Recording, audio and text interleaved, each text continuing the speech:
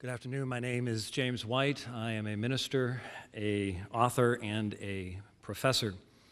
In April of 1945, American forces were moving into the heart of Germany, and they freed a city called Weimar. It's a beautiful little city.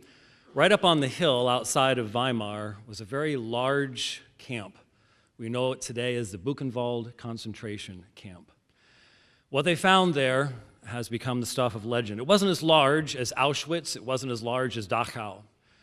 But, for example, the camp superintendent's wife, she was fascinated by human skin. She had a lampshade made out of human skin. She was fascinated by tattoos, so she would have people killed and have their tattoos preserved. The kind of horrific things that took place in Buchenwald over years so shocked the American leadership that when Dwight D. Eisenhower and General Patton toured the camp, General Patton commanded that the mayor and magistrates and leading citizens of Weimar be forced to tour the camp to see what had been done right under their eyes for many years. Now, most of us would say that was a moral act on the part of the Americans. The question that I have is, history looks very much askance at the citizens of Weimar. They did nothing. They said, "Wir haben nicht gewusst," we didn't know.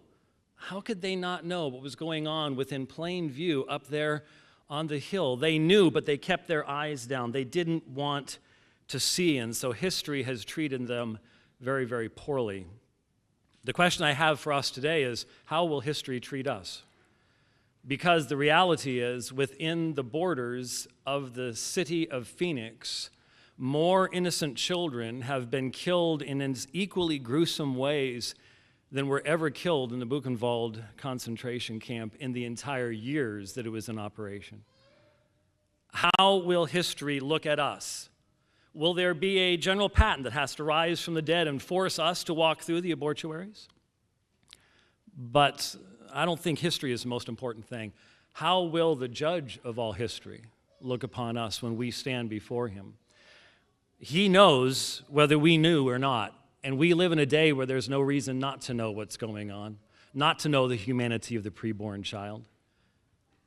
Will he look upon the donations that we received from Planned Parenthood? Will he see those things? I ask you, please, make the city of Phoenix a sanctuary city for preborn children. Save us from the infamy and the cowardice of Weimar. Thank you very much.